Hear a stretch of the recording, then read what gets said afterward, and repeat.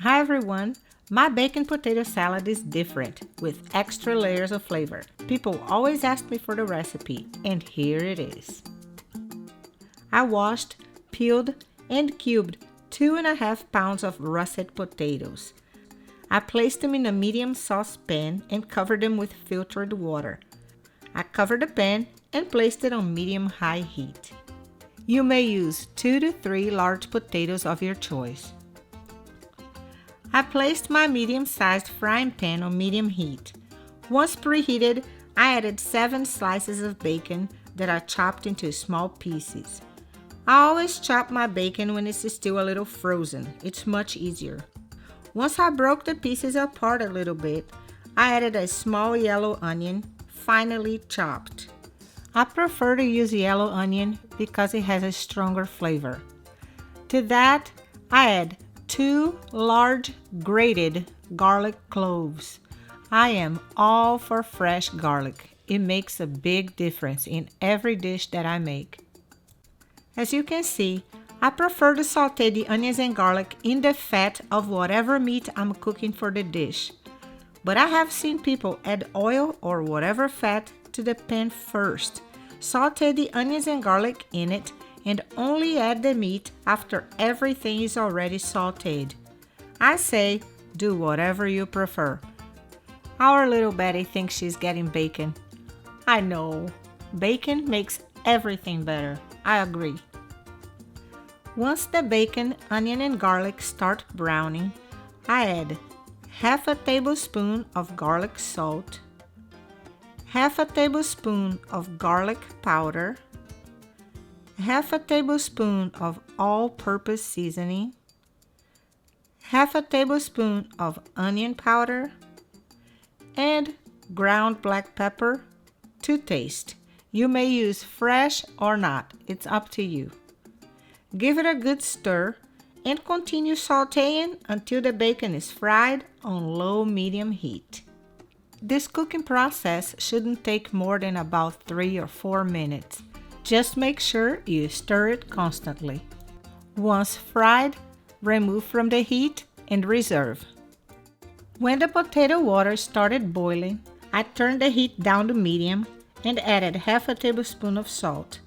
I let it simmer for about 8 minutes until the potatoes were fork tender, but still a little firm.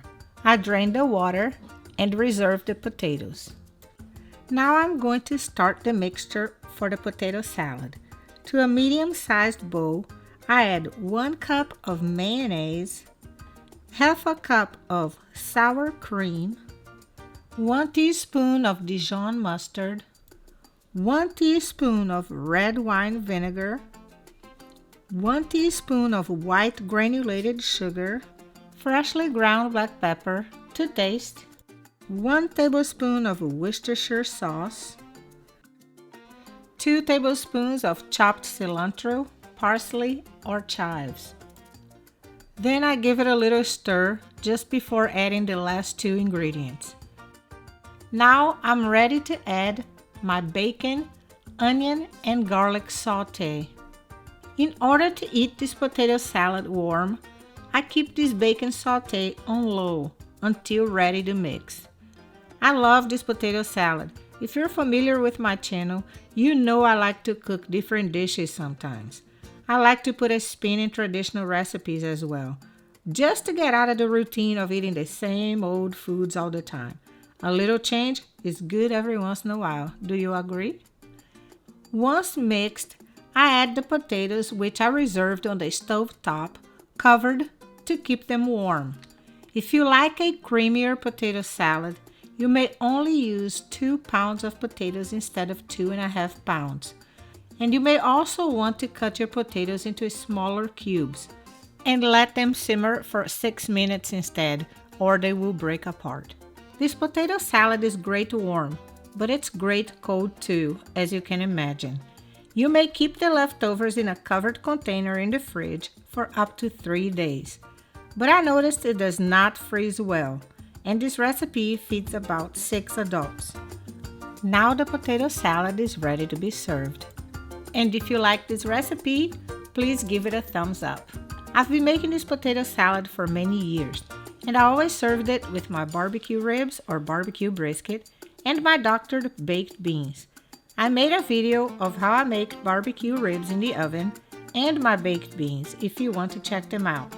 I put a link of both videos in the description. I hope you try my recipe and enjoy it as much as I have for years to come. Thank you for watching.